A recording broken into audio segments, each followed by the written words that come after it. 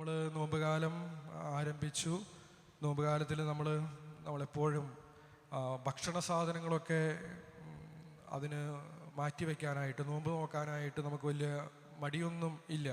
ഇറച്ചിയായാലും മീനായാലും 19 ദിവസം ഈ നോമ്പുകാലത്തിൻ്റെ ചൈതന്യത്തിൽ വേണ്ടെന്ന് വയ്ക്കാൻ നമുക്ക് കുഴപ്പമില്ല. പക്ഷെ പലപ്പോഴും നമുക്ക് നിയന്ത്രിക്കാൻ പറ്റാതെ പോകുന്നത് നമ്മുടെ നാവുകളെയാണ്. നമുക്ക് മാറ്റിവെക്കാൻ സാധിക്കാതെ പോകുന്ന ഒരു കാര്യമാണ് മറ്റുള്ളവരെ പറ്റി പരദൂഷണം പറയുക എന്നുള്ളത്. ഈ പരദൂഷണം എന്ന് പറഞ്ഞാൽ എന്താണ്?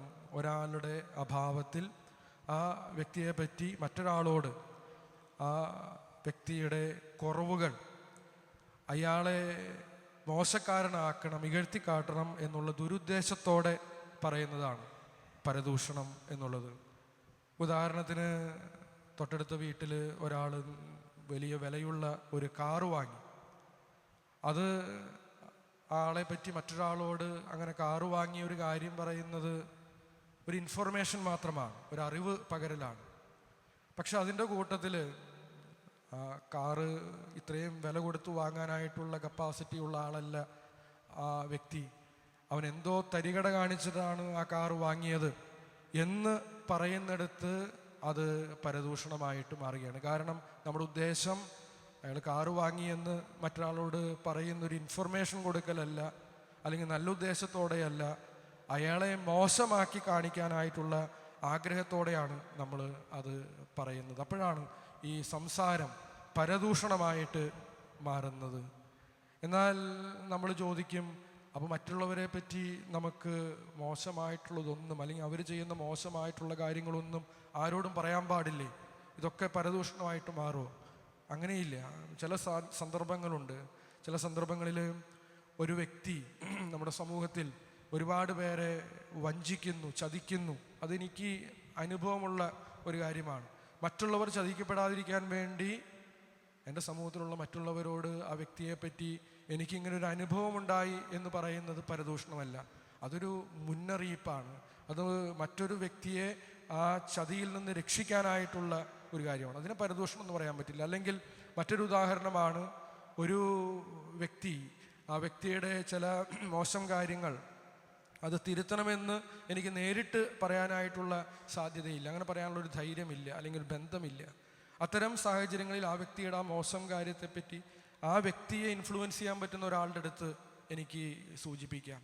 അത് പറയുന്നത് പരദൂഷണമല്ല. ആ വ്യക്തിയെ നന്നാക്കാൻ വേണ്ടി, ആ വ്യക്തിയെ സ്വാധീനിക്കാൻ സാധിക്കുന്ന ഒരാളുടെ അടുത്ത് ആ വ്യക്തിയുടെ ഒരു മോശം കാര്യം പറയുന്നത് ദുരുദ്ദേശത്തോടെയല്ല, ആ വ്യക്തിയെ സഹായിക്കുക എന്നുള്ള ഉദ്ദേശത്തോടു കൂടിയാണ്. നമ്മൾ ഓർക്കണം, ഈ പരദൂഷണം, ഈ മറ്റുള്ളവരെ പറ്റിയുള്ള മോശം കാര്യം, അവരുടെ ഒരു തെറ്റ്, അത് നല്ല ഉദ്ദേശത്തോടെ പറയുന്നത് തെറ്റല്ല, പരദൂഷണമല്ല. പക്ഷേ മോശം ഉദ്ദേശത്തോടു കൂടി അയാളെ ഇകഴ്ത്തിക്കാട്ടണം, സമൂഹത്തിൽ മോശക്കാരനായിട്ട് ചിത്രീകരിക്കണം, ഇല്ലായ്മ ചെയ്യണം എന്നുള്ള ദുരുദ്ദേശത്തോടെ പറയുമ്പോൾ അത് പരദൂഷണമായി. നമ്മൾ ഇങ്ങനെ പരദൂഷണം പറയുന്നവരെ പറ്റി ഇത് പഠിച്ചിട്ടുള്ളവർ പറയുന്ന ഒരു കാര്യം, ഈ പരദൂഷണം പറയുന്നവർ ആത്മവിശ്വാസമില്ലാത്തവരാണ് എന്നുള്ളതാണ്. തങ്ങളുടെ കുറവുകൾ, ഇൻസെക്യൂരിറ്റീസ്, അല്ലെങ്കിൽ ആത്മവിശ്വാസമില്ലായ്മ, അത് മറച്ചു വയ്ക്കാൻ വേണ്ടിയിട്ടാണ് മറ്റുള്ളവരെ കുറ്റം പറയുന്നത്. നമ്മൾ മറ്റുള്ളവരെ മോശക്കാരാക്കി ചിത്രീകരിക്കുമ്പോൾ നമുക്ക് തന്നെ നമ്മൾ വലിയൊരാളാണെന്ന് തോന്നുന്നു. അത്തരം ഒരു വളരെ ഇൻസെക്യൂറായിട്ടുള്ള ഒരു കോൺഫിഡൻസ് നമ്മളിൽ ഉണ്ടാക്കാൻ വേണ്ടിയിട്ടാണ് ഈ പരദൂഷണം പലപ്പോഴും നമ്മൾ പറയുന്നത് എന്നാണ് പറയുന്നത്. അതുകൊണ്ട് നമ്മൾ പരദൂഷണം പറയുമ്പോൾ നമ്മൾ മനസ്സിലാക്കണം, അതിനെപ്പറ്റി അറിയാവുന്ന ആളുകൾ ചിന്തിക്കുന്നത് ഈ പരദൂഷണം പറയുന്ന ആൾക്ക് ഒട്ടും കോൺഫിഡൻസ് ഇല്ല, ആത്മവിശ്വാസമില്ലാത്ത, ഒരുപാട് ഇൻസെക്യൂരിറ്റീസ് ഉള്ള ഒരു മനുഷ്യനാണ് എന്ന് മറ്റുള്ളവർ ചിന്തിക്കുന്നുണ്ട് എന്ന് നമ്മൾ തിരിച്ചറിയണം. മറ്റുള്ളവർ ചിന്തിക്കുന്ന വേറൊരു കാര്യം കൂടിയുണ്ട്. ഈ വ്യക്തി വേറൊരാളെ പറ്റി എന്നോട് പരദൂഷണം പറയുന്നുണ്ടെങ്കിൽ എന്നെപ്പറ്റി മറ്റുള്ളവരോടും ഈ വ്യക്തി പരദൂഷണം പറയാനായിട്ട് സാധ്യതയുണ്ട്. നമ്മുടെ വില കളയുന്ന ഒരു പരിപാടിയാണ് ഈ പരദൂഷണം പറയുക എന്ന് പറയുന്നത്. അതുപോലെ തന്നെ ഈ ഒരു സമൂഹത്തിൽ പരദൂഷണം പറയുന്ന ആളുകളുടെ എണ്ണം എത്ര കണ്ട് കൂടുതലാണോ അത്ര കണ്ട് ആ സമൂഹത്തിലെ പരസ്പര വിശ്വാസം കുറയും എന്നുള്ളതാണ്.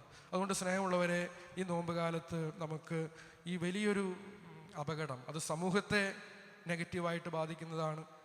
നമ്മുടെ വ്യക്തികളെന്ന നിലയിൽ നമ്മളെ തന്നെ നെഗറ്റീവായിട്ട് ബാധിക്കുന്നതാണ്. മറ്റുള്ളവർ നമ്മളെ പറ്റി മോശമായിട്ട്, ആത്മവിശ്വാസമില്ലാത്തവർ, ഇങ്ങനെ പറഞ്ഞുകൊണ്ട് കിടക്കുന്ന ആളുകൾ എന്ന് പറയുന്ന ഈ വളരെ മോശമായൊരു അവസ്ഥയിൽ നിന്ന് പുറത്തു കടക്കാനായിട്ട് ഈ നോമ്പുകാലം നമുക്ക് ഉപയോഗിക്കാം.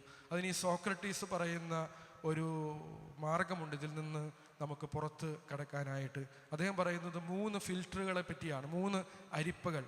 നമുക്ക് ആരോടെങ്കിലും മറ്റൊരാളെ പറ്റി പരദൂഷണം പറയണം എന്ന് തോന്നുമ്പോൾ നമ്മൾ 3 ചോദ്യങ്ങൾ നമ്മളോട് തന്നെ ചോദിക്കണം. ഒന്നാമത്തെ ചോദ്യം, ഞാൻ ഈ പറയുന്ന കാര്യം സത്യമാണോ?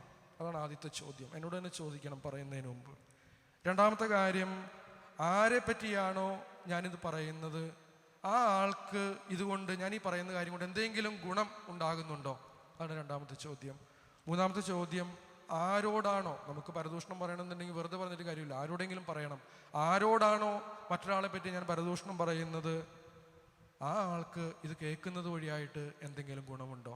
ഈ 3 ചോദ്യങ്ങളിൽ ഏതെങ്കിലും ഒന്നിന് ഉത്തരം ഇല്ല എന്നാണെന്നുണ്ടെങ്കിൽ അത് പറയാതിരിക്കുക എന്നുള്ളതാണ്. അത് പറഞ്ഞുകൊണ്ട് ഒരു ഉപകാരവും ഇല്ല എന്നുള്ളതാണ്. അതാണ് ഒരു മാർഗം. രണ്ടാമത്തെ ഒരു മാർഗം പറയുന്നത്, ആരെപ്പറ്റിയെങ്കിലും നമുക്ക് പരദൂഷണം പറയണം, മോശമായ അയാളെ മറ്റുള്ളവരുടെ മുമ്പിൽ അവതരിപ്പിക്കണം എന്ന് തോന്നുമ്പോൾ നമ്മൾ മനസ്സിൽ ചിന്തിക്കണം, ആ വ്യക്തി, ആരെപ്പറ്റിയാണ് നമ്മൾ പറയാൻ ഉദ്ദേശിക്കുന്നത്, ആ വ്യക്തി എൻ്റെ അടുത്ത് നിൽപ്പുണ്ട് എന്ന് മനസ്സിൽ ചിന്തിക്കുക. ആ വ്യക്തി എൻ്റെ മുമ്പിൽ നിൽക്കുമ്പോൾ എനിക്ക് പറയാൻ ധൈര്യമില്ലാത്ത കാര്യമാണെന്നുണ്ടെങ്കിൽ അത് പറയാതിരിക്കുക എന്നുള്ളതാണ്. ഇങ്ങനെയുള്ള മാർഗങ്ങളൊക്കെ ഉപയോഗിച്ച് ഈ നോമ്പ് കാലത്ത് പരദൂഷണം എന്നുള്ളൊരു പാപം ഞാൻ ചെയ്യുന്നുണ്ടെങ്കിൽ, എനിക്ക് അങ്ങനെ ഒരു ശീലമുണ്ടെങ്കിൽ അതിൽ നിന്ന് പുറത്തേക്ക് വരാനായിട്ട് നമുക്ക് പരിശ്രമിക്കാം. ഈശോ തന്നെ പറയുന്നൊരു കാര്യം, നമ്മുടെ ഹൃദയത്തിൻ്റെ നിറവിൽ നിന്നാണ് അധരം സംസാരിക്കുന്നത്. നമ്മൾ ഒരുപാട് പരദൂഷണം പറയുന്നവരാണെങ്കിൽ നമ്മൾ മനസ്സിലാക്കണം, നമ്മുടെ ഹൃദയം അശുദ്ധി കൊണ്ട് നിറഞ്ഞിരിക്കുന്നു. അശുദ്ധി കൊണ്ട് നിറഞ്ഞ് ജീവിക്കേണ്ടവരല്ല നമ്മൾ എന്നുള്ള ചിന്ത നമുക്ക് വേണം. സങ്കീർത്തകൻ്റെ വചനം ഇന്നത്തെ ദിവസം മുഴുവൻ, ഈ നോമ്പുകാലം മുഴുവൻ നമുക്ക് ഓർക്കാം. 141 സങ്കീർത്തനത്തിൽ 3 വാക്യത്തിൽ നമ്മൾ വായിക്കും, കർത്താവേ എൻ്റെ നാവിന് കടിഞ്ഞാണിടണമേ, എൻ്റെ അധര കവാടത്തിന് കാവലേർപ്പെടുത്തണമേ. ദൈവം നമ്മെ അനുഗ്രഹിക്കട്ടെ.